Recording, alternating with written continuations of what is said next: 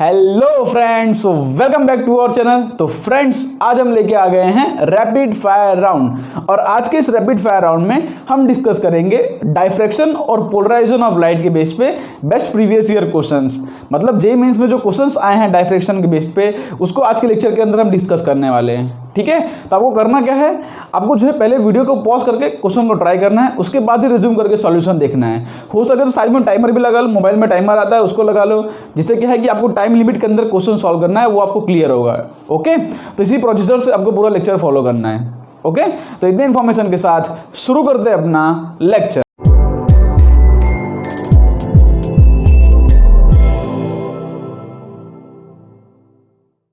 तो फ्रेंड्स, शुरू करते हैं अपना लेक्चर। मैं होप करता हूं कि आपने डाइफ्रैक्शन और पोलराइजेशन ऑफ लाइट ये टॉपिक पूरा देखा होगा, तभी इस मतलब रैपिड फायर राउंड को अटेंड कर रहे होगे। नहीं तो जो कुछ बात बोलूंगा आपको समझ में नहीं आएगा। ओके, तो आपको ये टॉपिक 100% क्लियर होना चाहिए, तभी इस लेक्चर को देखना, नहीं तो पहले आप जाके लेक्चर देख लो। तो पहला सिंपल सा क्वेश्चन देखो, आपके स्क्रीन पर आ चुका होगा। इस क्वेश्चन से हम रिवाइज कर लेते हैं भाई डाइफ्रैक्शन होता क्या है। सिंपल क्वेश्चन है, एक बार इसको पॉज करके आप ट्राई कर लो, जो कि जेईई मेंस 2017 में आया था। ठीक है, क्वेश्चन क्या कह रहा है, A slit of width 0.1 mm is illuminated by a parallel beam of light of wavelength दिया है हमको, और स्लिट का विड्थ दिया है। ठीक है, and the diffraction bands are observed on a screen 0.5 metre. ठीक है, डिस्टेंस भी सब कुछ दिया है हमको, मतलब यहाँ पे हमको स्क्रीन दिया गया है। ठीक है, यहाँ पे स्लिट का विड्थ दिया है और बोल रहे हैं कि 0.5 मीटर दूर यहाँ पे जो स्क्रीन है वो 0.5 मीटर दूर है। ओके, इसका जो विड्थ होता है ना, ए हमने डिफाइन किया था, वो भी दिया है। ए की वैल्यू क्या है, 0.1 mm। ओके, पूछ क्या रहा है क्वेश्चन में। ओके, हाँ, the distance of the third dark from the centre bright. तो हमको पता है यहाँ पे सेंटर ब्राइट बनता है, उसके बाद फर्स्ट ब्राइट, उसका first dark first bright, second dark second bright, third dark third bright. Okay, तो यहाँ पे थर्ड डार्क की कंडीशन पूछ रहे हैं, और हमको याद है कि हम डाइफ्रैक्शन पढ़ रहे हैं। तो डाइफ्रैक्शन में डार्क का कंडीशन क्या होता है, d sine theta equal to n lambda. हमने पढ़ा है ना, ये हमारा डार्क का कंडीशन होता है, d sine theta equal to n lambda. लेकिन यहाँ पे डी नहीं यूज़ करते, यहाँ पर स्लिट का विड्थ जो कि ए होता है ना, उसको ए यूज़ करते हैं। तो यहाँ पे ए लिखना, A sine theta equal to n lambda. तो ये डार्क का कंडीशन होता है। थर्ड डार्क पूछ रहे हैं, तो एन की जगह पे आ जाएगा 3, तो यहाँ से साइन थीटा हो जाता है 3 लेमड़ा बाई ए। और हमको पता है sine theta approximately equal to tan theta होता है। यहाँ से हम इसे लाइन ड्रॉ करते हैं, ये हमारा y होता है और ये हमारा कैपिटल D होता है। तो यहाँ पे क्या, ये हमारा कैपिटल D की वैल्यू है। ठीक है, तो यहाँ पे क्या हो जाएगा, sine theta equal to y by d, जो कि हम अप्रॉक्सीमेटली tan थीटा के इक्वल मान के लिखते हैं। ओके, तो यहाँ से क्या हो जाएगा, y equal to 3 lambda D by A. हमको ये फॉर्मूला डायरेक्टली पता है, लेकिन तो भी ये प्रोसीजर फॉलो कर लो, जिससे क्या है कि आप कॉन्सेप्चुअली क्लियर हो, डायरेक्टली आपको फॉर्मूला नहीं रटना पड़े। आपको पता है कि भाई A sine theta equal to 3 lambda होता है, तो हमने यहाँ पे उसके ऊपर से ये फॉर्मूला निकाल लिया। अब बस वैल्यू पुट कर दो, सबके आपका आंसर आ जाएगा। ठीक है, 3 और लेमड़ा की वैल्यू क्या है, क्या दिया है लेमड़ा की वैल्यू 6000 एंगस्ट्रॉम। तो 6000 इंटू 10⁻⁻10। ओके, और डी कैपिटल डी की वैल्यू है 0.5 मीटर अपॉन ए की वैल्यू क्या है, ए की वैल्यू दी है 0.1 mm। तो 0.1 इंटू 10⁻3। तो यहाँ से ये 5 से कैंसिल हो जाएगा, ये हो जाएगा 10⁻7। ओके, 3 5 15, 15 6 90। तो 90 इंटू 10⁻4 आ रहा है, मतलब 9 इंटू 10⁻3 आ जाएगा। तो अपना करेक्ट आंसर हो जाएगा 9 mm। सिंपल क्वेश्चन था, सिर्फ फॉर्मूला बेस्ड डाइफ्रैक्शन का कॉन्सेप्ट रिवाइज करने के लिए आपको ये क्वेश्चन लिया। ओके, चलो फिर अब करते हैं सेकंड क्वेश्चन। तो देखो, सेकंड क्वेश्चन भी आपके स्क्रीन पर आ चुका होगा। ऐसे ही क्वेश्चन करना है, पहले आपको पॉज करो, फिर ट्राई करो। ओके, उसके बाद ही रिज्यूम करके सॉल्यूशन देखो। देखो, सेकंड क्वेश्चन आपके स्क्रीन पर आ चुका होगा, उसके बाद पॉज करके ट्राई कर लो। तो क्वेश्चन क्या कह रहा है, थोड़ा अच्छा क्वेश्चन लेते हैं। The angular width of the central maximum in a single slit diffraction is 60 degree. देखो, ये क्वेश्चन को थोड़ा सा ध्यान से करना है, क्वेश्चन तो सिंपल है लेकिन आप कंफ्यूज हो सकते हो। ओके, तो एंगुलर विड्थ दिया है हमको 60 डिग्री दिया है, और विड्थ ऑफ द स्लिट दिया है 1 माइक्रोमीटर। मतलब यहाँ पे क्या है कि हमारे पास एक विड्थ स्लिट है, ठीक है, और इसका angular width of the centre bright, मतलब यहाँ पे जो सेंटर ब्राइट का पूरा विड्थ बना रहा है ना इस तरह से, तो इसका जो एंगुलर विड्थ दिया, मान लो इसको छोटा सा थोड़ा मानो इस तरह से। तो यहाँ पे जो एंगुलर विड्थ दिया है थीटा इक्वल टू हमको दिया है 60 डिग्री। ठीक है, या तो ऐसा बोलो 60 डिग्री हमको दिया है। हमको पता है कि सेंटर ब्राइट का जो विड्थ होता है वो बड़ा होता है एज कम्पेयर टू बाकी यहाँ पे जो छोटे छोटे होते हैं। हमको पता है सेंटर ब्राइट का जो विड्थ होता है वो 2 टाइम्स होता है, इसका 60 डिग्री हमको दिया गया है। ठीक है, यहाँ पे देखो एंगल बड़ा है। देखो यहाँ पे कंडीशन क्या है कि यहाँ पे 60 डिग्री मतलब बड़ा एंगल है। हम sine theta approximately equal to theta equal to tan theta कब लिखते हैं, जब यहाँ पे एंगल छोटे छोटे होते हैं। तो यहाँ पे डायरेक्टली हम वो फॉर्मूला नहीं यूज़ कर सकते, मतलब यूज़ भी कर सकते लेकिन कंडीशन जहाँ पे थीटा बड़ा हो ना, डायरेक्टली हम sine theta approximately equal to theta नहीं कर सकते। Sine theta approximately equal to theta नहीं कर सकते, तो हमको थोड़ा ध्यान से लेके चलना पड़ेगा। ओके, यहाँ पे हमको थीटा दिया है और क्या बोल रहे हैं, इसका जो विड्थ दिया है ना ए, हमको जो विड्थ दिया है ए इक्वल टू 1 माइक्रोमीटर दिया गया है। Okay, the slit is illuminated by okay if another slit of same width is made near it Young fringes can be observed. क्या बोल रहे हैं पता है, एक स्लिट ऐसा था, हमको पता है डायफ्रैक्शन पैटर्न मिलेगा, लेकिन एक स्लिट के सामने अगर दूसरा स्लिट लगा दो उसी विड्थ का, तो हमको पता है कि 2 स्लिट्स अगर हो जाते हैं तो हमको क्या बोलता है, हमको इंटरफेरेंस मिलता है ना। यहाँ पे लाइट कंस्ट्रक्टिव डिस्ट्रक्टिव इंटरफेरेंस, यहाँ पे इस तरह से हमको YDSC एक्सपेरिमेंट में देखा था कि भाई ये दोनों वेव्स आपस में इंटरफेयर करेंगी और हमको स्क्रीन पे पैटर्न देखने मिलेगा। यहाँ पर इसकी विड्थ सेम है, सेम वही बोल रहे हैं, सेम विड्थ का है। ओके, तो अब बोल क्या रहे हैं, young fringes can be observed on the screen placed at a distance of 50 centimetre from the slits. Slit से जो है स्क्रीन जो है 50 सेंटीमीटर दूर है।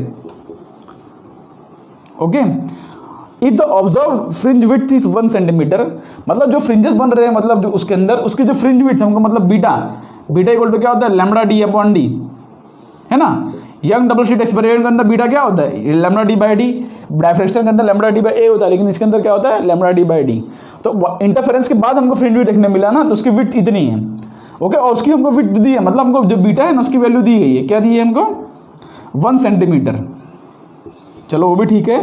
What is the slit separation, मतलब हमको स्मॉल डी की वैल्यू ढूंढनी है, हमको स्मॉल डी की वैल्यू, लेकिन यहाँ पर बात यह है कि हमको जो वेवलेंथ ऑफ लाइट है उसको हमको नहीं दिया है, हमको वेवलेंथ ऑफ लाइट नहीं दिया है, हमको सिर्फ क्या दिया है कि स्लिट का विड्थ दिया है, और हमको एंगल दिया है। तो इसका यूज़ कैसे करेंगे, हम कैसे यूज़ करेंगे, आपको देखो ध्यान से, हमको एंगल स्पेसिफाई कर दिया है 60 डिग्री। इस 60 डिग्री पूरे सेंटर ब्राइट का फ्रिंज विड्थ है। 60 डिग्री क्या है, पूरे सेंटर ब्राइट का फ्रिंज विड्थ है, या तो बोलो एंगुलर विड्थ है। ओके, तो यहाँ पर अगर 2 पार्ट में डिवाइड करें तो ये हमारा हो जाएगा 30 डिग्री और ये हमारा हो जाएगा 30 डिग्री। आपको पता ही होगा सेंटर ब्राइट का जो आता है वो 2 थीटा होता है ना, सेंटर ब्राइट का जो एंगल होता है वो 2 थीटा होता है। तो मैंने इसको 2 पार्ट में ब्रेक कर दिया, ये 30 डिग्री हो गया, 30 डिग्री। अब ये क्या हो जाएगा हमारा, यहाँ पे क्या मिलेगा, फर्स्ट डार्क मिलता है, आपको पता है फर्स्ट डार्क। तो क्या लिखूंगा मैं, ध्यान से देखोगे कि a sin 30 equal to lambda, a sin 30 equal to lambda. अब बोलोगे यहाँ पे 60 क्यों नहीं लिखा, बस 60 लिखूंगा दोनों साइड कवर हो जाएगा ना। ये एंगुलर जो सेंटर ब्राइट होता है वो दोनों तरफ फैला होता है, आपको पता है। यहाँ पे इसके ऊपर अपना ये फर्स्ट, यहाँ पे ये अपना फर्स्ट डार्क है, मतलब कि ये जो पॉइंट अपना फर्स्ट डार्क है और ये जो पॉइंट अपना फर्स्ट डार्क है। तो अगर पूरा 60 डिग्री लेके चलूंगा तो पूरा दोनों कवर हो जाएगा ना, 30 में लेके चलना पड़ेगा।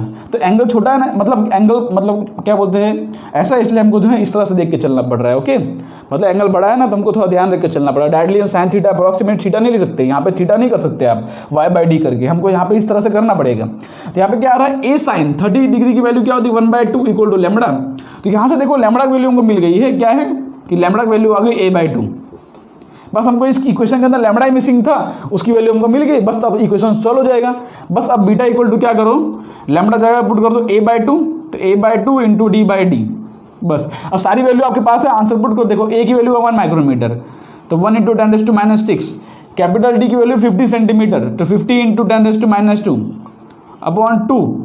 और स्मॉल d की वैल्यू क्या है, ये हमको ढूंढना है, और बीटा हमको दिया है, बीटा हमको 1 सेंटीमीटर दिया है, ठीक है। तो यहाँ पे d इक्वल टू, यहाँ पे बीटा आ जाएगा, बीटा की वैल्यू है 1 सेंटीमीटर, तो 1 इंटू 10⁻²।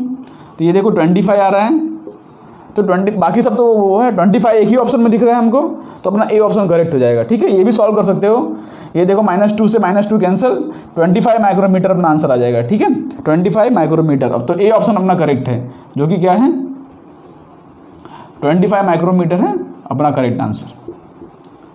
इस तरह से क्वेश्चन को प्रोसीड करना था। यहाँ पे जो एंगल दिया था ना थोड़ा बड़ा एंगल था, तो अब directly sign theta approximately theta, आप ये नहीं कर सकते थे। आपको पता है कि angular width of centre bright sine theta equal to 2 lambda a/, होता है। तो डायरेक्टली ये तब लगाते जब sine theta approximately equal to theta होता है, लेकिन जब थीटा थोड़ा बड़ा हो तो हमको थोड़ा ध्यान रख के चलना पड़ेगा। ओके, तो सिंपल सा क्वेश्चन था, लेकिन बस थोड़ा ध्यान रखने वाली बात थी। चलो फिर अब करते हैं अपना नेक्स्ट क्वेश्चन। ओके, नहीं समझ पड़ा तो एक बार फिर से देख लो मैं क्या बोल रहा हूँ, उसके बाद नेक्स्ट क्वेश्चन करना। चलो फिर देखो थर्ड क्वेश्चन जो आपके स्क्रीन पर आ चुका होगा, पॉज करके एक बार ट्राई कर लो।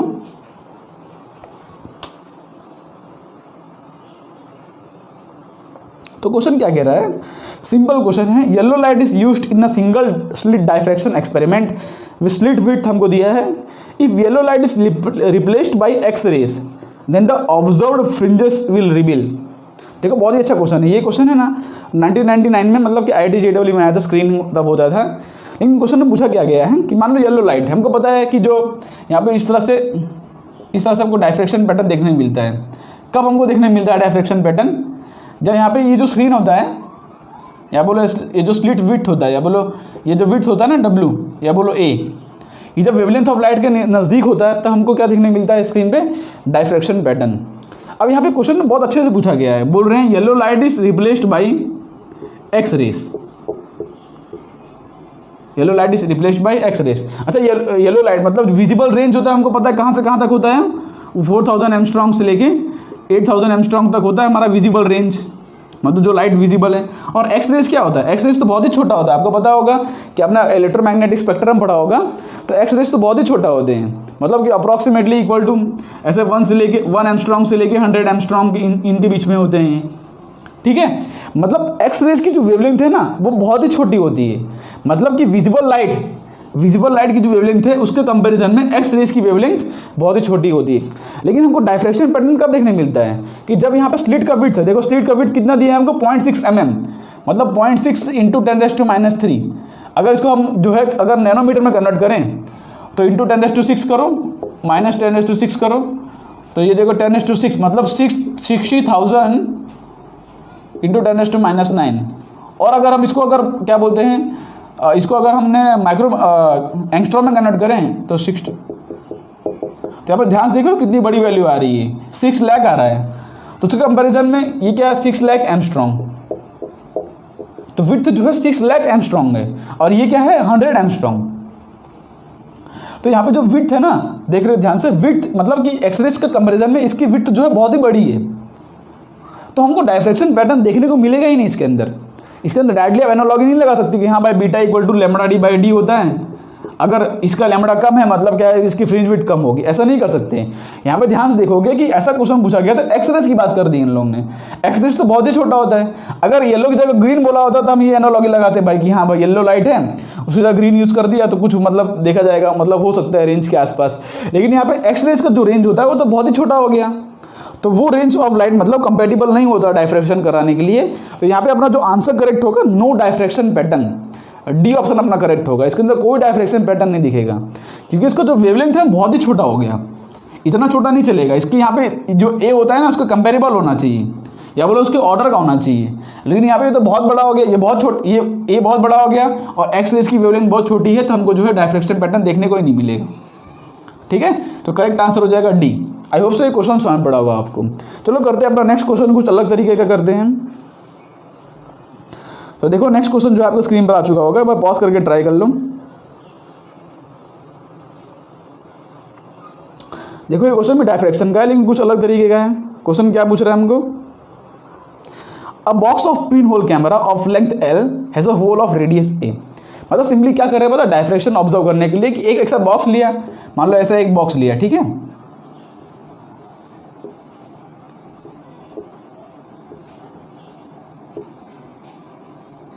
और सिंपली इस तरह से एक बॉक्स ले लिया है, रुको,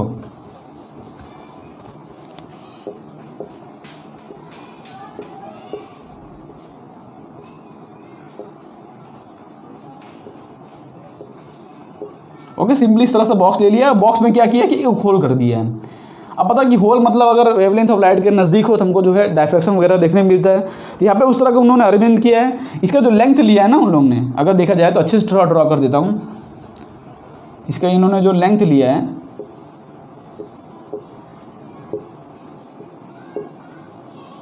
ये जो लेंथ लिया है ये कैपिटल L है, ठीक है। और क्या बोला गया है, होल ऑफ रेडियस A, मतलब यहाँ पे जो होल किया है, ये जो इसका होल, इसका रेडियस, इसको तो जूम करके दिखाऊं तो इसका जो होल होगा वो रेडियस क्या है A, इसको मैं जूम करके दिखा रहा हूँ यहाँ पे, ओके। इस illuminated by a wavelength lambda spread of spot, मतलब यहाँ पे क्या है कि डायफ्रैक्शन पैटर्न हमको देखने मिला भाई, इस तरह से होगा तो हमको इस तरह से डायफ्रैक्शन पैटर्न देखने को मिलेगा, ठीक है। मतलब यहाँ पे बॉक्स का समझ लो दूसरा साइड है, तो दूसरा साइड हमको इस तरह से डायफ्रैक्शन पैटर्न देखने को मिलेगा, ओके। बीच में क्या होगा, मतलब इस तरह से दिखेगा, और उसके आसपास हमको इस तरह से पैटर्न देखने को मिलेंगे, ओके। अब देखो क्वेश्चन में बोला क्या गया, ध्यान सुनना, क्या लिखा है, okay. Opponent of the opposite side of the word, ठीक है। क्या बोल रहे हैं कि इट इज़ अज्यूम्ड, नहीं ये नहीं, क्या लिखा, illuminated by a wavelength lambda, the spread of the spot, क्या लिखा है, the spread of the spot is the sum of geometric spread and the spread due to diffraction। मतलब ज्योमेट्रिक स्प्रेड क्या होता है, हमको दिख क्या रहा है, हमको दिख रहा होगा भाई ये लाइट है, ये आके इतना मतलब यहाँ पे स्पॉट बनाएगा, हमको दिख रहा है कि ये लाइट जो है यहाँ पे स्पॉट इतना बनाएगा, ठीक है। इसको रेडियस में कन्वर्ट करें, यहाँ पे ये अपना ए रेडियस है, ये अपना स्पॉट बना रहा है, ठीक है। लेकिन बोल क्या रहे हैं कि क्या लिखा है, इस क्या बोलते हैं, द स्प्रेड, मतलब जो स्प्रेड बना है is due to geometrical spread and spread due to diffraction. Diffraction की वजह से कितना स्प्रेड बनता है, the spot would have its minimum value से बी मिनिमम व्हेन। तो क्वेश्चन में हमको ए की वैल्यू पूछी है और बी मिनिमम की वैल्यू पूछी है, ठीक है। क्वेश्चन में बोल क्या रहे हैं, यहाँ पे हमको जो डायफ्रेक्शन पैटर्न देखने मिल रहा है ना इस तरह से, उसका जो स्प्रेड है मतलब कितना फैला हुआ है, वो दो चीज़ का सम है। एक तो सम हमको जो ज्योमेट्रिकली दिख रहे हैं, तो यहाँ पे स्प्रेड कितना है, मतलब बी की value equal to A plus जो हमको स्प्रेड मतलब ड्यू टू डायफ्रेक्शन, डायफ्रेक्शन की वजह से कितना स्प्रेड होता है, लैम्बडा एल अपॉन ए, ठीक है। डायफ्रेक्शन की वजह से कितना स्प्रेड होगा, लैम्बडा एल अपॉन ए। तो स्प्रेड देखो यहाँ पे जैसे मान लो ये अपना सेंटर ब्राइट इतने रीजन तक है, ये तो ज्योमेट्रिकली हो गया, और ये अपना, तो ये अपना जो है लैम्बडा एल अपॉन ए हो जाएगा, ठीक है। तो यहाँ पे इसकी वैल्यू दी है B equal to A plus lambda L upon A. पहले ये सवाल पड़ा कि नहीं आपको, मतलब एक्चुअली हमको दिख रहा है कि भाई लैम्बडा और ये लैम्बडा एल अपॉन ए दोनों मतलब अलग अलग हो सकते हैं, लेकिन क्वेश्चन ने जो बोला है हमको मानना पड़ेगा। क्वेश्चन ने क्या बोला है, the spread is sum of geometrical spread and spread due to diffraction. तो ज्योमेट्रिकली इतना स्प्रेड दिख रहा है और डायफ्रेक्शन का जो स्प्रेड हो जाएगा लैम्बडा एल अपॉन ए, बस। अब बोला क्या गया क्वेश्चन में, the spot would have minimum value, तो हमको बी की मिनिमम वैल्यू फाइंड करना है। तो फॉर बी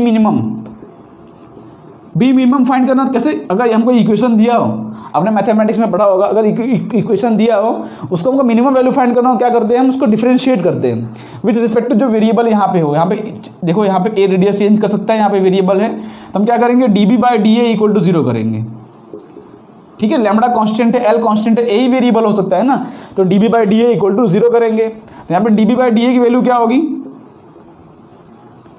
देखो एक रिस्पेक्ट में डिफरेंशिएशन कर रहे हैं, आपको पता है D x by D T करते हैं, तो अगर x का डिफरेंशिएशन हो जाता है 1, ठीक है, तो x के रिस्पेक्ट में हम डिफरेंशिएशन कर रहे हैं, तो यहाँ पे क्या हो जाएगा, a के रिस्पेक्ट में तो 1 हो जाएगा, और 1 अपॉन a का डिफरेंशिएशन क्या होता है, -1 अपॉन ए स्क्वायर, आपको पता होगा, है ना। तो यहाँ पर 1 अपॉन लैम्बडा एल तो कांस्टेंट है, उसको एज इट इज रखो, और 1 अपॉन ए का डिफरेंशिएशन -1 अपॉन ए स्क्वायर, तो यहाँ पे हो जाएगा माइनस, बस इसको इक्वल टू 0 पुट करो, तो d B by d A equal to 0 put करोगे तो हो जाएगा 1 equal to lambda L upon A square.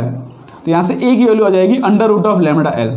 इस तरह से क्वेश्चन को प्रोसीड करना था, थोड़ा अलग तरीके का क्वेश्चन आया था, लेकिन आया था, ओके। तो ए इक्वल टू क्या हो गया, लैम्बडा एल। यहाँ पे देखो ये इस तरफ इक्वल टू 0 पुट करोगे तो 1 lambda L upon A square equal to 1 हो जाएगा, उसके ऊपर से A equal to lambda L. अब बी की मिनिमम वैल्यू फाइंड करनी है, ए हमको मिल गया है, तो ए यहाँ पे पुट कर दो, ए क्या हो जाएगा, लैम्बडा एल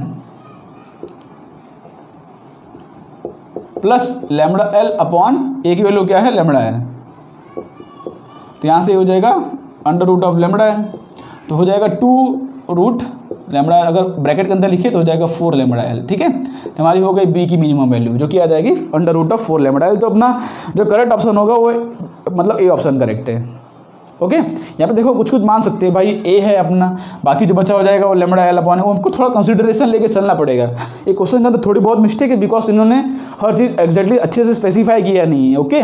लेकिन जो अगर देखा जाए तो यही अपना आंसर मैच करेगा। चाहो तो आप पूरा लेके देखो, यहाँ पे पूरा 2a लेके, तो भी अपना आंसर जो है ऑप्शन में मैच नहीं करेगा। इसी तरह सॉल्व करोगे तो ही आपका ऑप्शन जो है मैच कर रहा है, ओके। तो इस क्वेश्चन को रफ करते हैं अपना नेक्स्ट क्वेश्चन।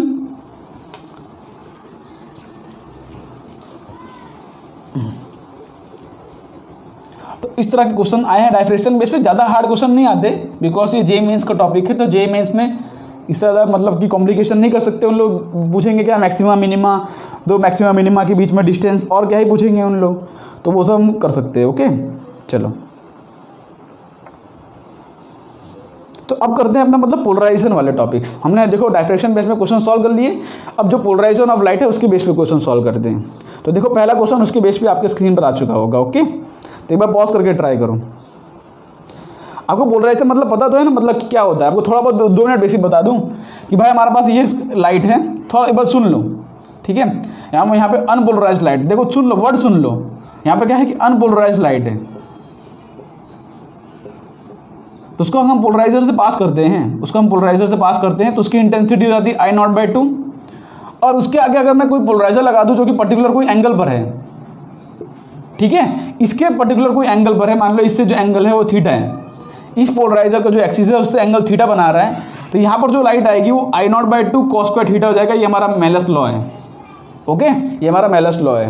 अब बोलोगे यहाँ पे I0 cos स्क्वायर थीटा था, मतलब क्या है कि क्वेश्चन में ऐसा बोल देते हैं कि अब पोलराइज लाइट, मतलब देखो यहाँ से लाइट अनपोलराइज था तो यहाँ पे आके पोलराइज हो गया।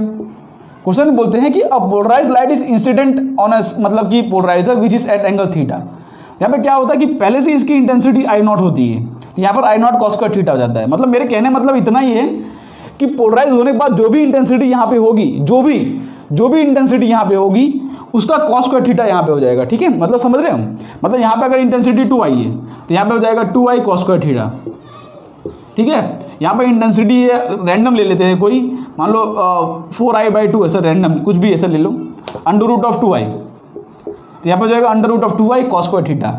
मतलब पोलराइज होने पर जो भी इंटेंसिटी होती है, अगर पोलराइजर उसे एंगल थीटा पर रखा गया है तो वहाँ पे उसकी इंटेंसिटी हो जाएगी I0 cos स्क्वायर थीटा। ध्यान रखना कि मेलस लॉ तभी लगता है जब लाइट पहले से पोलराइज हो, पोलराइज होने के बाद एंगल थीटा पर रखा हो ना, तो यहाँ पे I0/2 cos स्क्वायर थीटा। अगर अनपोलराइज लाइट है, वो पोलराइजर किसी भी एंगल में पास हो, पोलराइजर से किसी भी एंगल से पास हो, उसकी इंटेंसिटी आधी हो जाती है, हमने सिखाया है, ओके, ये बात समझ में रहा है। और अगर पोलराइज लाइट हो, अगर वो मतलब पोलराइजर से पास हो, तब उसकी इंटेंसिटी इतनी हो जाती है। थोड़ा बहुत क्लियर रहना चाहिए। चलो आप क्वेश्चन करते हैं, तो क्वेश्चन करोगे तो समझ पड़ेगा। क्वेश्चन ध्यान से सब देखना, भले समझ में आए नहीं आए तो फिर से देखो, लेकिन क्वेश्चन सारे देखना, ओके। चलो क्या बोला है देखो क्वेश्चन के अंदर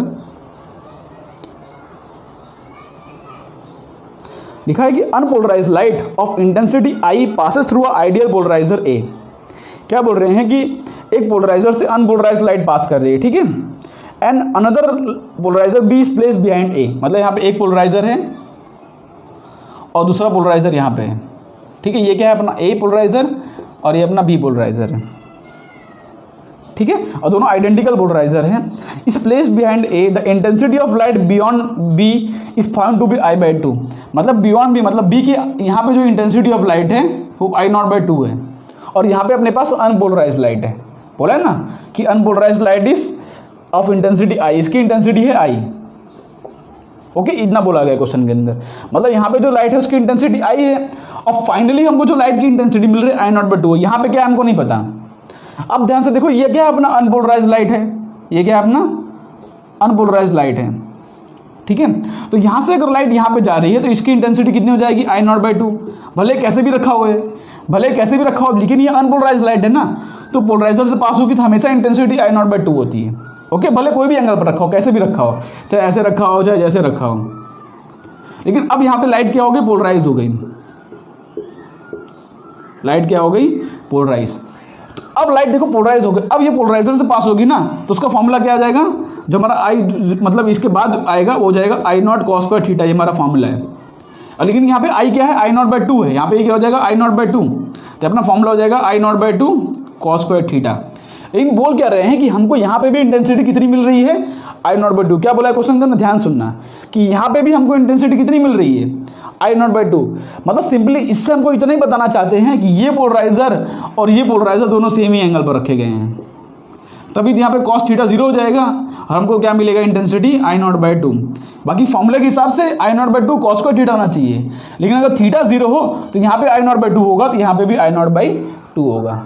पोलराइज लाइट पे मेलस लॉ लगाना बहुत कंफ्यूज करते हैं, सिंपल ले तो भी पता नहीं क्यों बच्चे कंफ्यूज रहते हैं इसके अंदर, ओके। पोलराइज लाइट हो तो ही इसमें आपको मेलस लॉ लगाना है। यहाँ पे I0/2 था, हमको वापस मिला I0/2, मतलब क्या है, यहाँ पे जिस डायरेक्शन में लाइट पोलराइज हुई होगी उसी डायरेक्शन में यहाँ पे पोलराइजर रखा होगा, तो पूरी लाइट यहाँ से इस तरह से पास करके थीटा = 0। क्लियर। चलो इतनी बात, अभी तक हमने क्वेश्चन समझा, आंसर नहीं है हमारा ये, अभी तो हमने क्वेश्चन समझा क्या बोल रहे हैं। चलो कि मतलब इसे सेम एंगल पर रखा गया, इससे हमने ये जाना। फिर क्या बोल रहे हैं, now another identical polariser C is placed between A and B। अब क्या बोल रहे हैं कि A और B के बीच में, A और B के बीच में एक और पोलराइजर डाल दिया, एक और पोलराइजर डाल दिया। Is place between A and B the intensity beyond B is now find to be I0/8। मतलब अब जो यहाँ पे इंटेंसिटी हमको मिल रही है ना, वो I0/8 मिल रही है। पहले हमको I0/2 मिल रही थी, अब इसका एंगल कितना है, तो क्या बोला है कि चलो the angle between polarizer A and C, ये पोलराइजर और मान लो ये पोलराइजर इससे थीटा एंगल पर हो, मान लो पोलराइजर इससे थीटा एंगल पर हो, तो ये थीटा एंगल हमको ढूंढना है, ये थीटा एंगल हमको ढूंढना है। ठीक है, हमको ये बात तो क्लियर है कि ये और ये पैरेलल है, ये और ये पैरेलल हैं और बीच में ये वाला थीटा एंगल पर है, वो हमको थीटा ढूंढना है। कैसे ढूंढेंगे? यहाँ पे इंटेंसिटी आई, हमको पता है कि रिजल्टेंट आना चाहिए I0/8, तो यहाँ पे इंटेंसिटी आई है, यहाँ पे पहुँचेगी तो हो जाएगी I0/2, यहाँ पे इंटेंसिटी आई है, यहाँ पे हो जाएगी I/2। ठीक है, चलो I0 दिया है ना, आई दिया, यहाँ पे हो जाएगा आई, ओके आई मान लो, यहाँ पे आई है तो यहाँ पे हो गई I/2। अब इससे थीटा एंगल पर रखा गया है, तो यहाँ पे इंटेंसिटी क्या होगी? इस पॉइंट पर इंटेंसिटी होगी I/2 cos स्क्वायर थीटा। इस पॉइंट पर इंटेंसिटी क्या होगी? I/2 cos square theta. Okay, clear है? अच्छा, अब ये पोलराइजर और ये पोलराइजर के बीच में फिर से एंगल कितना होगा? ध्यान से देखो, ये थीटा एंगल है और ये पोलराइजर, इसके बीच में भी एंगल कितना है भाई? ये पोलराइजर और ये पोलराइजर बीच में एंगल कितना है? थीटा ही तो है। समझ रहे हो मेरी कहानी? यहाँ पे मैंने क्या बोला कि जो भी देखो, यहाँ पे इंटेंसिटी क्या है? I0/2 cos square theta. अब हम ये दो पोलराइजर से डील कर रहे हैं ना, इसमें से लाइट इसमें गई है, तो इसमें और इसमें बीच में एंगल कितना है? थीटा ही एंगल होगा, बिकॉज ये दोनों पैरेलल हैं। तो यहाँ पे इंटेंसिटी है I0/2 cos स्क्वायर थीटा और वापस से पोलराइजर से पास हो रही है, तो वापस ये cos square theta equal to I/8, मतलब जो भी इंटेंसिटी यहाँ है उसका cos square theta equal to I/8। समझ पड़ा कि नहीं? इतना आराम से इसलिए बता रहा हूँ क्योंकि पहला क्वेश्चन हम कर रहे हैं, यहाँ से यहाँ आई तो ये तो अनपोलराइज था, तो कोई भी एंगल पर रखा हो तो I/2 हो गया। अब यहाँ पे थीटा एंगल पर है, बिकॉज ये पोलराइज लाइट है ना, ये क्या है? Polarise light. तो अगर थीटा एंगल पर है तो यहाँ पे हो जाएगा I/2 cos स्क्वायर थीटा। कोई बच्चे ऐसे कंफ्यूज रहते हैं, भाई यहाँ पे I0/2 लिया, यहाँ पे थीटा ले लिया, ये क्या हो रहा है? तो अनपोलराइज से पोलराइज होगा तो I/2, और बाद में थीटा एंगल पर रखा हो तो I/2 cos square theta. Okay, अब यहाँ पे जो भी इंटेंसिटी हो, अगर फिर से थीटा पे हो तो I/2 cos square theta into cos square theta equal to I/8। तो यहाँ पे क्या हो जाएगा? तो I से I कैंसिल हो जाएगा, तो cos⁴ थीटा इस इक्वल टू आ रहा है 1/4, इस इक्वल टू आ रहा है 1/4। तो cos थीटा क्या हो जाएगा? देखो, स्क्वायर करेंगे 1/2 होगा, और स्क्वायर करेंगे तो 1/√2 हो जाएगा। यहाँ पे थीटा इक्वल टू आ जाएगा 45 डिग्री। थीटा इक्वल टू क्या होगा? 45 डिग्री। इस तरह से क्वेश्चन को प्रोसीड करना था। आई होप सो ये क्वेश्चन समझ पड़ा होगा आपको। तो करेक्ट आंसर इसका हो जाएगा सी ऑप्शन। ओके, तो यहाँ पे इसको हम रफ करके आप करते हैं अपना नेक्स्ट क्वेश्चन हम।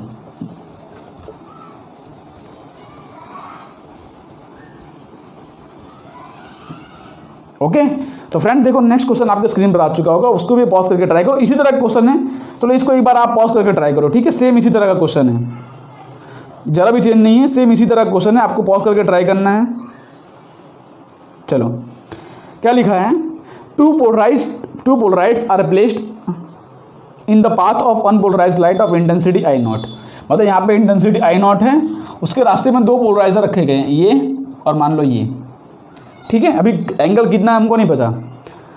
Okay, I0 such that no light is emitted from the second polaroid. क्या बोल रहे पता? यहाँ पे जो लाइट आ रही है, कोई लाइट नहीं आ रही, मतलब इंटेंसिटी कितनी है? इंटेंसिटी है 0। यहाँ पे इंटेंसिटी 0 है, मतलब मान लो ए पोलराइजर है, ये बी पोलराइजर है, बोल रहे हैं यहाँ पे इंटेंसिटी I0 है। अब बाहर निकला तो उसकी इंटेंसिटी कितनी हो गई? 0। अच्छा बताओ, अगर बाहर इंटेंसिटी 0 हो गई तो इसके और इसके बीच में एंगल कितना होगा? मान लो ये पोलराइजर ऐसा रखा है, तो इसके और इसके बीच में एंगल कितना होगा?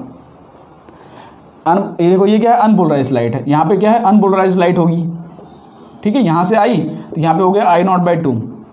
हमको पता है कि अब भाई देखो, पोलराइज लाइट हो गया। अब ये अब क्या हो गया? ये पोलराइज लाइट। तो अब इससे हम पास करेंगे तो यहाँ पे होगा I0/2 cos स्क्वायर थीटा। यहाँ पे क्या हो जाएगा? I0/2 cos square theta. लेकिन बोल रहे हैं कि इक्वल टू 0 है। इक्वल टू 0 कब होगा? जब थीटा कितना होगा? 90 डिग्री।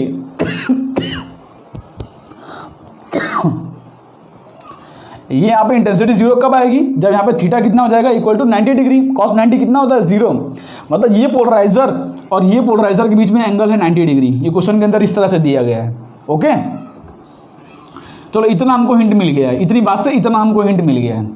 ओके, अब क्या बोला आगे? If third polaroid whose polarization axis makes theta angle with the polarization of first axis. तो फर्स्ट के साथ जो यहाँ पे थर्ड पोलराइजर रखा गया है, उसको जो एंगल है वो थीटा है। इससे कितना एंगल बना रही है? थीटा एंगल बना रही होगी।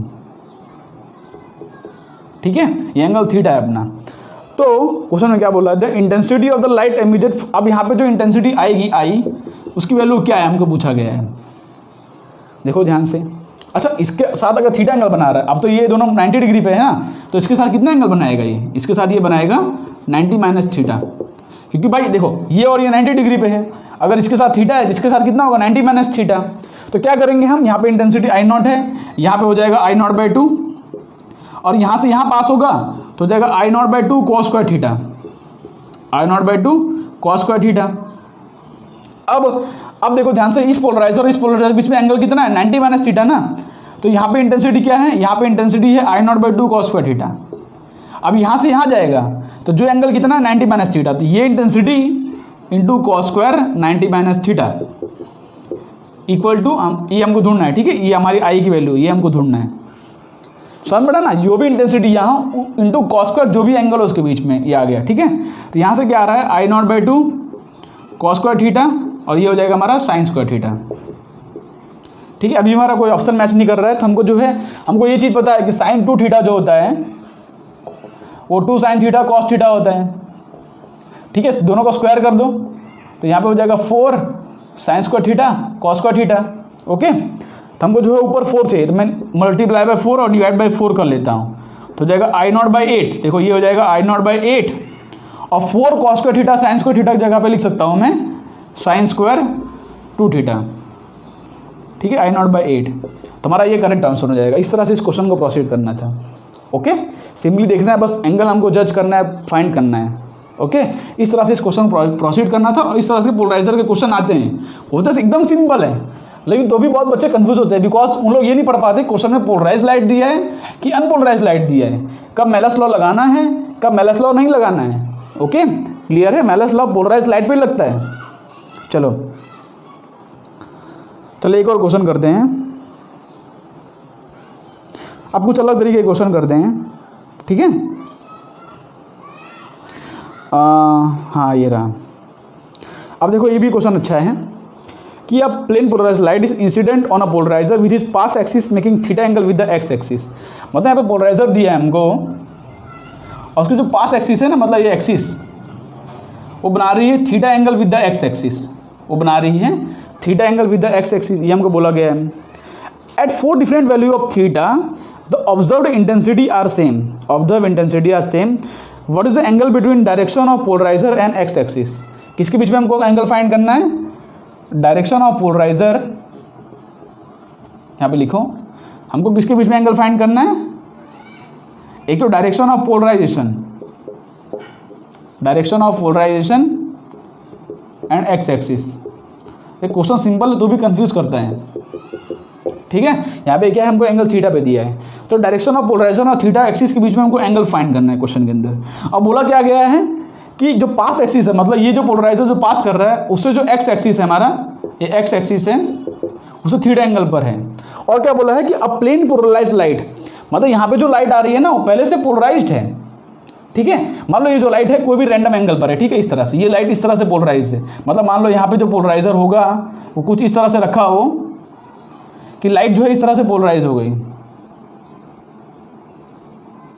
ठीक है। और मान लो इसकी इंटेंसिटी आई नॉट है, मतलब पोलराइज होने के बाद इंटेंसिटी आई नॉट, वैसे आई नॉट बाई 2 होगा यहाँ पे आएगा, लेकिन हम यहाँ पे रैंडम केस मान रहे हैं आई नॉट है, ठीक है। इंटेंसिटी क्या है आई नॉट, वैसे भी उस पर हमारा आंसर डिपेंड नहीं करता, ठीक है। तो जैसे मेलस लॉ लिखा है I naught cos square theta, यहाँ पे क्या है प्लेन पोलराइज लाइट की इंटेंसिटी होती है आई नॉट, हम मान ले रहे हैं कि इसकी इंटेंसिटी आई नॉट है, ठीक है। ये क्या है अपना, ये अपना डायरेक्शन ऑफ पोलराइजेशन, ये अपना डायरेक्शन ऑफ पोलराइजेशन, ठीक है।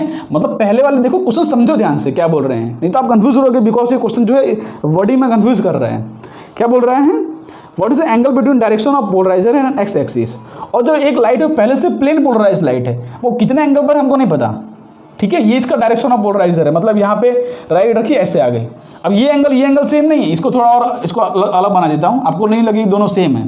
मान लो इस ऐसे है, ये एंगल अपना थीटा दिया है, ये जो थीटा है ना ये दूसरे वाले पोलराइजर और एक्स एक्सिस के बीच में एंगल है, लेकिन पहला वाला जो पोलराइजर है वो इस डायरेक्शन में पोलराइज्ड है। मतलब कि मान लो यहाँ पे इसको ड्रॉ करूँ, यहाँ पे तो मान लो इस तरह से ड्रॉ कर रहा हूँ,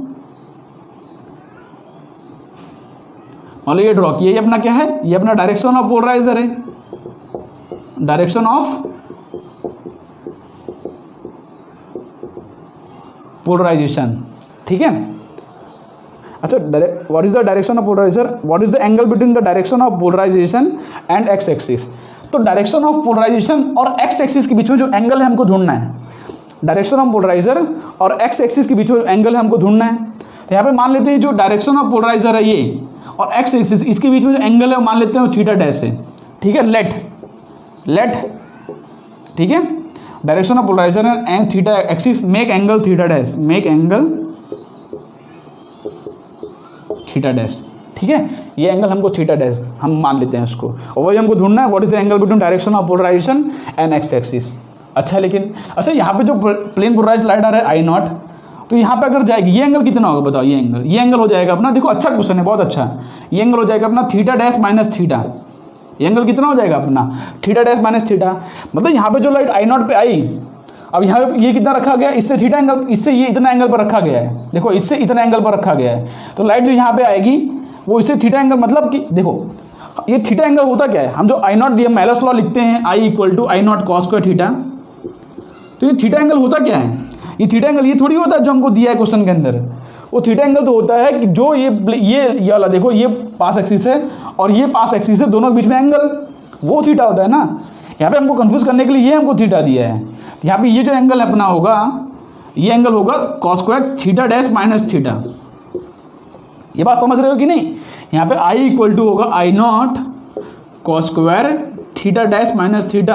आपने मेलस लॉ अगर अच्छे समझा होगा तो जो थीटा होता है ना, वो इस पोलराइजर के पास एक्सिस और इस पोलराइजर के पास एक्सिस के बीच में एंगल होता है थीटा। आप समझोगे ना भाई, इस तरह से लाइट हो ये और एक लाइट हो जो ये देखो, ये एंगल अपना होता है थीटा। ठीक है, दोनों बीच में एंगल, यहाँ पे उल्टा दे दिया है, पता नहीं इन लोगों ने ये एंगल थीटा दिया है। हम तो मान रहे हैं कि भाई इसके डायरेक्शन ऑफ पोलराइजर और एक्सिस के बीच में थीटा डैश है। थीटा डैश क्यों माना, क्योंकि इस बीच में हमको पूछा है तो हमने मान लिया। तो बाकी बचा हुआ एंगल कितना हो गया, थीटा डैश माइनस थीटा, ये है हमारा। अच्छा, इतना हम समझ गए। चलो अब क्या बोल रहे हैं, at 4 different values the observed intensity are same. तो what is the angle between direction of polariser and x, मतलब थीटा डैश हमको ढूंढना है। और 4 डिफरेंट वैल्यूज पे थीटा की 4 different values, theta equal to अगर 8 रखो, थीटा इक्वल टू अगर रैंडमली 38 रखो, 188 रखो और 218 रखो, तो जो है यहाँ पे हमारा आंसर इंटेंसिटी की सेम आ रही है। मतलब सिंपली यहाँ पे जो कॉस स्क्वायर थीटा की वैल्यू सेम आ रही होगी। तो ऑप्शन से हमको वेरीफाई करना है कि थीटा डैश की वैल्यू क्या होगी। जैसे पहला ऑप्शन चेक करते हैं, ए इक्वल टू 203 है हमारा, 203 डिग्री। तो आई इक्वल टू लिखोगे आई नॉट कॉस स्क्वायर, ये क्या है अपना थीटा डैश की वैल्यू, ये हमको पूछा है। तो 203 माइनस थीटा, 203 माइनस थीटा। और यहाँ पे थीटा की अलग अलग वैल्यू रखो। थीटा इक्वल टू 8 डिग्री रखोगे तो आई इक्वल टू कितना हो जाएगा, I naught cos square 8 degree रखो क्या हो जाएगा, -8, मतलब क्या हो जाएगा 203 माइनस 8 मतलब हो जाएगा 195, है ना। हाँ 195, 150, ओके हाँ 195 हो गया। अच्छा, अब थीटा को 38 रखो तो क्या हो जाएगा, आई इक्वल टू यहाँ पे क्या हो जाएगा कॉस स्क्वायर, अगर 38 रखोगे तो क्या हो जाएगा 203 माइनस 38 करो, ठीक है 19 हो गया, 13 ये 5 हो गया, ये 16 हो गया, तो 165 होगा। ठीक है, मतलब 4 एंगल आएंगे, कॉस स्क्वायर 195, चलो यहाँ पे हटा देता हूँ अब इसको। मेरे पास 4 एंगल आ रहे हैं, कौन से कॉस स्क्वायर 195, कॉस स्क्वायर 165 और 218 रखोगे तो 203 माइनस 218 करोगे तो कितना हो जाएगा 15 डिग्री हो जाएगा अप्रॉक्सीमेटली। तो कॉस स्क्वायर माइनस 15 डिग्री। ठीक है, और क्या हो रहा है, और हो रहा है 188 रखोगे तो 188 रखो तो हो जाएगा 15 डिग्री। ओके, तो कॉस स्क्वायर 15 डिग्री। तो ध्यान से देखोगे चारों वैल्यू सेम ही आती है। कैसे सेम आती है मैं आपको दिखाता हूँ। कॉस स्क्वायर 195 को मैं इस तरह लिख सकता हूँ ना, cos square 150 degree plus 45 degree. Okay okay, या तो ऐसे लिख दो cos 180 degree plus 15 degree, cos 180 degree plus 15 degree. 165 को cos square 180 degree minus 15 degree. आपको पता है कॉस पाई प्लस थीटा क्या होता है, कॉस मतलब 180 डिग्री प्लस थीटा होता है माइनस कॉस थीटा, और स्क्वायर है तो वैसे भी मतलब पॉजिटिव हो जाएगा। कॉस 180 डिग्री माइनस थीटा क्या होता है, minus cos theta plus cos theta, जो भी होता है स्क्वायर है तो पॉजिटिव हो जाएगा, मतलब कॉस 15 डिग्री हो जाएगा, कॉस 15 डिग्री हो जाएगा। मतलब अप्रॉक्सीमेटली सारे की वैल्यू जो है कॉस स्क्वायर 15 डिग्री आ जा रही है। मतलब अगर कॉस थीटा सेम हो गया तो इंटेंसिटी जो है सेम हो गया, मतलब अपना जो करेक्ट ऑप्शन है इसके अंदर वो 203 डिग्री, हमने पहला ऑप्शन वेरीफाई किया, अपना मैच कर गया। इस तरह से ये क्वेश्चन को प्रोसीड कर सकते हो, दूसरा कोई तरीका है नहीं। ओके, तो इसका करेक्ट आंसर हो जाएगा ए ऑप्शन। देखो ये क्वेश्चन तभी किया जाता है जब मतलब हमारे पास लास्ट में टाइम बचा हो, तो इसको पहले करने बैठे हो तो आपका टाइम जो है वेस्ट हो सकता है, बिकॉज सारे ऑप्शन आपको चेक करने पड़ेंगे और जेईई मेंस का क्वेश्चन है, टाइम कम होता है, तो तभी करना जब आपके पास ज़्यादा टाइम बचा हो। लेकिन मैंने आपको तरीका बता दिया किस तरह से क्वेश्चन आया था। ओके, चलो हमने पोलराइजेशन ऑफ लाइट के बेस पे क्वेश्चन देख लिया, अब थोड़ा बहुत क्वेश्चन उसके बेस पे देख लेते हैं। हमने जो सीखा है ना ब्रूस्टर्स लॉ, कि भाई अगर angle of incidence, Brewster's law क्या है वो थोड़ा याद दिला देता हूँ आपको, कि भाई मान लो हमारे पास यहाँ पे एक मीडियम है और ये सरफेस है, तो यहाँ पे एक ऐसे एंगल पे जो उसकी मैं आई पी मतलब पोलराइजर एंगल, जिस पे क्या होता है कि जो रिफ्लेक्टेड रे होता है ना, रिफ्लेक्टेड रे वो प्लेन पोलराइज हो जाता है। ये क्या हो जाता है? Plane polarised. और एक कब होता है? जब हमारा इसके बीच में रिफ्लेक्टेड रे, ये हमारा रिफ्लेक्टेड रे है और ये हमारा रिफ्रैक्टेड रे है, इसके बीच में एंगल 90 डिग्री हो जाए, तो भाई ये आई पी होता था अपना, ये भी आई पी होगा बिकॉज क्या रिफ्लेक्शन है, और 90 ये हो जाता है अपना 90 माइनस आई पी। तो उसके ऊपर से हमने फॉर्मूला निकाला था कि भाई ये म्यू, मान लो इसका मीडियम म्यू हो तो 1 into sine I P is equal to mu into sine 90 minus I P, ये हमने निकाला था ना। तो यहाँ पे क्या हो जाता है? Sine I P upon cos I P is equal to mu होता है, तो tan I P is equal to mu. I P क्या होता है? पोलराइजर एंगल, तो I P equal to tan inverse of mu, ये हमने फॉर्मूला निकाला था इस तरह से।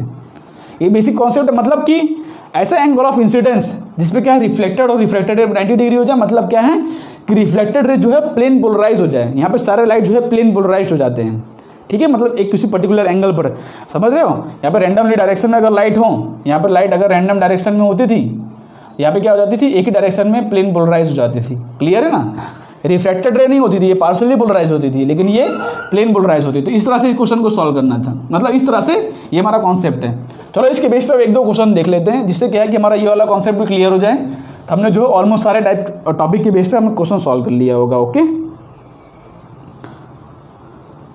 तो देखो अच्छा क्वेश्चन, डायरेक्टली जेईई मेंस का क्वेश्चन लेते हैं। क्वेश्चन क्या दिया गया है?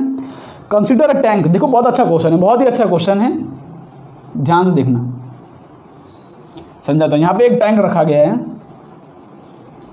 जिसका मतलब थिक, मतलब टैंक जो थिक है, जिसका थिक बॉटम है, और इसका हमको रिफ्रैक्टिव इंडेक्स दिया 1.5, ठीक है। ऊपर पानी भर दिया गया है, ऊपर क्या भर दिया गया? पानी। और यहाँ से एक लाइट आ रही है जिसकी इंसिडेंट एंगल है आई। यहाँ पे लाइट आ रही है जिसका इंसिडेंट एंगल है आई। बहुत अच्छा क्वेश्चन बोला है। एक ही क्वेश्चन, एक ही दो क्वेश्चन आए हैं इसके बेस पे, लेकिन अच्छे क्वेश्चन आए हैं। और इसका जो रिफ्रैक्टिव इंडेक्स हमको म्यू दिया है क्वेश्चन के अंदर। ओके, बोला क्या गया है? A student find that irrespective to what the incident angle I is the beam of light entering the liquid, the light reflected from the liquid glass is never completely polarized।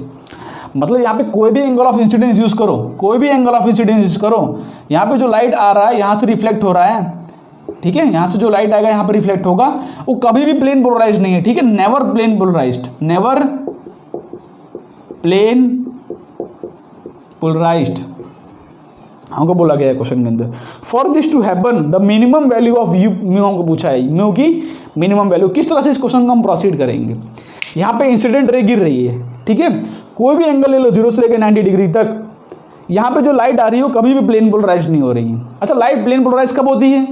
जब हमारा Brewster law follow हो, I P equal to tan inverse of mu, ठीक है, मतलब यहाँ पे जो angle है ये अगर आई पी के बराबर हो जाए तो लाइट जो है प्लेन पोलराइज हो जाएगी, ठीक है ना, क्लियर है ना।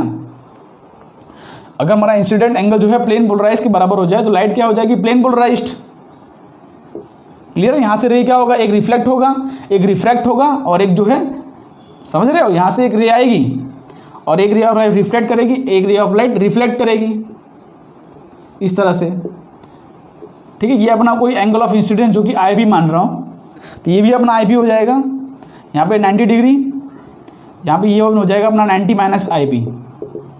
तो क्वेश्चन में बोल क्या रहे हैं? ध्यान से देखो कि किसी भी एंगल ऑफ इंसिडेंस पे, ये देखो इसकी बात कर रहे हैं, किसी भी एंगल ऑफ इंसिडेंस पे यहाँ पे लाइट प्लेन पोलराइज नहीं बन रही है। तो हम सोचेंगे कैसे कि यहाँ पे 0 से 90 डिग्री एंगल कितना भी रखूँ, यहाँ पे जो एंगल होना चाहिए वो हमेशा IP से कम होना चाहिए। भाई अगर यहाँ पे जो भी एंगल बन रहा है वो IP से कम होगा, मतलब यहाँ पे कोई भी एंगल ऑफ इंसिडेंस लूँ और यहाँ पे जो एंगल बन रहा है अगर वो IP से कम होगा तो लाइट कभी प्लेन पोलराइज नहीं होगी, क्योंकि प्लेन पोलराइज होने के लिए IP को मिनिमम क्राइटेरिया मैच करना पड़ेगा ना, एंगल IP के बराबर होना चाहिए। लेकिन यहाँ पे जो IP जो होगा हमेशा जो है मतलब कि यहाँ पे जो भी एंगल बने वो IP से कम होना चाहिए। ओके, अच्छा अब मैं क्या करता हूँ पता है, इसकी मैक्सिमम वैल्यू लेके चलता हूँ। मान लो I = 90 डिग्री हो, अच्छा I 90 डिग्री होगा तो यहाँ पे कितना क्रिटिकल एंगल वाली कहानी हो जाएगी, मतलब IC क्रिटिकल एंगल मिलेगा हमको। भाई अगर इंसिडेंट 90 डिग्री हो तो हमको क्या मिलता है, क्रिटिकल एंगल। उल्टा समझ लो ना कि डेंसर से रेयर जा रहा हो, अगर 90 डिग्री पे आ रहा हो तो यहाँ पे क्या हो जाता है, IC हो जाता था ना। या तो समझ लो देखो 1 × sin 90, 1 × sin 90 स्लैश लॉ लगा रहा हूँ equal to mu into sine C. यहाँ से हमको पता है कि साइन सी = 1/μ मिलता था, ये हमारा क्रिटिकल एंगल होता है। ठीक है, यहाँ पे C = क्या हो रहा है, साइन इनवर्स ऑफ 1/, चलो साइन C = 1/μ मिला हमको। ठीक है, तो मैंने क्या किया पता है, यहाँ पे मैक्सिमम वैल्यू ली है और उस पर जो यहाँ पे एंगल बन रहा है क्रिटिकल एंगल। अब क्या मैं क्या बोलना चाहता हूँ कि जो क्रिटिकल एंगल है ना, यहाँ पे जो क्रिटिकल एंगल हमेशा जो है अगर IP से कम हो, क्रिटिकल एंगल हमेशा अगर IP से कम हो, हम तो मैक्सिमम वैल्यू लेके चल रहे हैं ना, उससे कम लोगे तो यहाँ पे और कम वैल्यू आएगी। मैं एकदम हद वाला कंडीशन मान के चल रहा हूँ, अगर मैं 90 डिग्री ले लूँ तो 90 डिग्री लिया तो यहाँ पे क्रिटिकल एंगल मिलेगा। तो अगर वो भी एंगल अगर मतलब क्या है कि ब्रूस्टर्स एंगल से कम हो तब जो है हमको यहाँ पे कभी भी लाइट प्लेन पोलराइज नहीं होगी। उससे ज़्यादा हो गया तब तो पोलराइज हो जाएगा ना, IP अगर मिल गया तब तो पोलराइज हो जाएगा, लेकिन IP अगर नहीं मिला तो जो है हमेशा इससे कम होना चाहिए एंगल। क्लियर है, तो IC > IP। तो यहाँ से लिख सकता हूँ sine IC should be less than sine IP। Okay, ये बात क्लियर होना चाहिए। ठीक है, sine okay, sine because increasing function होता है, डायरेक्टली हम इस तरह से लिख सकते हैं। साइन IC की वैल्यू क्या है, अपना साइन IC जो है ये साइन IC की वैल्यू है 1/μ और साइन IP ढूंढना है हमको, और उसके लिए हमको tan IP ढूंढना पड़ेगा। तो हम जो है मतलब यहाँ पे लगाएंगे अपना वो क्या बोलते हैं ब्रूस्टर्स लॉ लगाएंगे। ठीक है, तो यहाँ से देखो यहाँ तक क्या लिखूंगा मैं, mu into sine IP is equal to 1.5 into, देखो ये क्या हो जाएगा अपना 90 - IP ना, ये IP होगा तो 90 - IP हो जाएगा, तो यहाँ पे हो जाएगा साइन 90 - IP। तो यहाँ से क्या हो जाएगा कि tan IP is equal to 1.5/μ, tan IP हो जाएगा 1.5/μ।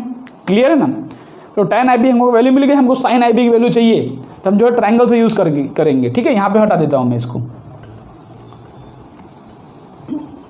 हमको क्या है कि tan IP की वैल्यू मिल गई है, tan IP की वैल्यू क्या है 1.5/μ। तो देखो ये अपना IP है एंगल, ये अपना 1.5, ये म्यू, तो ये साइड क्या हो जाएगा पाइथागोरस थ्योरम से 1.5 का whole square plus mu square. तो यहाँ से अगर साइन IP की वैल्यू लिखूँगा, अगर मैं थोड़ा मैथमेटिकल है, इस इक्वल टू हो जाएगा 1.5/1.5 का whole square plus mu square, ये अपने साइन IP की वैल्यू हो जाएगी। तो ये कंडीशन लगाओ अपना, sine IC should be less than sine IP, तो 1/μ शुड बी लेस देन 1.5/√1.5 का whole square plus mu square.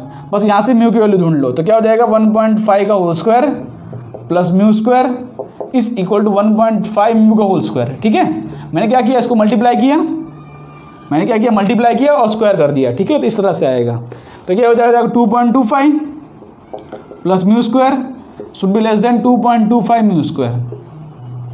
Okay, तो फर्दर इसको रफ कर देता हूँ मैं, तो यहाँ से म्यू स्क्वायर इस तरफ गया तो 2.25 should be less then 1.25 mu square.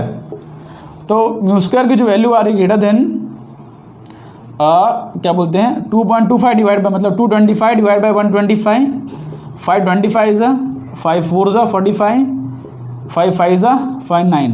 तो म्यू स्क्वायर की वैल्यू आ रही है 9/5, तो म्यू की वैल्यू क्या हो जाएगी 3/√5। ओके, अंडर रूट किया दोनों तरफ। तो आंसर इस तरह से एक क्वेश्चन को प्रोसीड करना था। देखो इसमें 2-3 बात ध्यान रखने वाली थी। ब्रूस्टर लॉ कहाँ लगाना है, वो म्यू वाले मीडियम के ऊपर और 1.5 वाले मीडियम, क्योंकि वहाँ पे लग रहा है अपना, क्योंकि वहाँ से हमको जो है लाइट प्लेन पोलराइज्ड है कि नहीं। ओके, डायरेक्टली आप IP की tan इक्वल म्यू नहीं सकते, बिकॉज बाहर एयर नहीं था, बाहर क्या था मीडियम म्यू था और उस तरफ मीडियम 1.5 था। ओके, तो डायरेक्टली आप जो है नहीं लिख सकते। यहाँ पे अगर कोई मीडियम हो तो इस तरह से फॉर्मूला आता है, हमने उसको भी डिराइव कर लिया। ओके, तो करते हैं आज का लास्ट क्वेश्चन जो कि इसके बेस्ड है। तो देखो ध्यान से, लास्ट क्वेश्चन जो है आपके स्क्रीन पर आ चुका होगा, एक बार पॉज करके ट्राई कर लो, इसी की बेस्ड है। अगर आपने यहाँ तक लेक्चर देख ही लिया तो ये क्वेश्चन को भी करके ही जाना है, ठीक है, बिकॉज कॉन्सेप्चुअल क्वेश्चन है। जितने भी क्वेश्चन लाता हूँ वो चुन के अच्छे क्वेश्चन लाता हूँ जो कि आपको कॉन्सेप्चुअली क्लियर करे। ओके, तो देखो लास्ट क्वेश्चन जो है आपका स्क्रीन पर आ चुका होगा, पॉज करके ट्राई करो। क्वेश्चन क्या दिया है,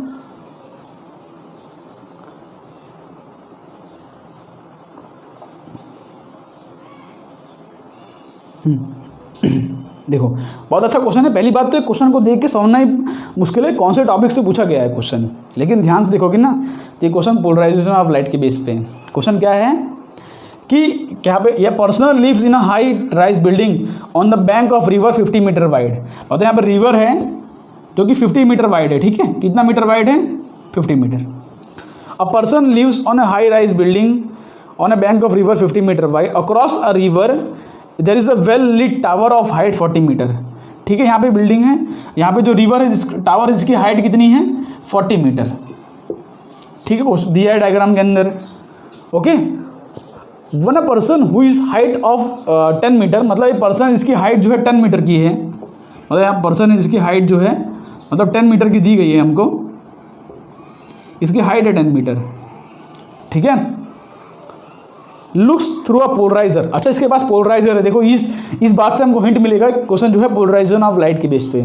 looks through a polariser at an appropriate angle at light of the tower reflecting from the river surface, he notes that the intensity of light coming from the distance x। क्या note करता है कि मान लो पूरा 50 metre है, तो किसी x distance से जो इंटेंसिटी ऑफ लाइट आ रही है, किसी x डिस्टेंस से रिफ्लेक्ट होने बाद जो इंटेंसिटी ऑफ लाइट आ रही है वो प्लेन पोलराइज्ड है। ठीक है, इस क्या बोल रहे हैं, फ्रॉम इस building is the least and is correspond to the light coming from the light bulbs at a height y from the tower. मतलब टावर है जिसकी हाइट y है, यहाँ से कोई लाइट आ रही है, किसी x डिस्टेंस पर रिफ्लेक्ट होकर इसके आंख पर आ रही है। क्या लिखा है कि अ पर्सन लुक, देखो आगे ऊपर क्वेश्चन लिखा है कि a person look through a polariser. अच्छा, मान लो हमारे पास पोलराइजर है, मेरे पास पोलराइजर है, इसका पोलराइजर एंगल ये है।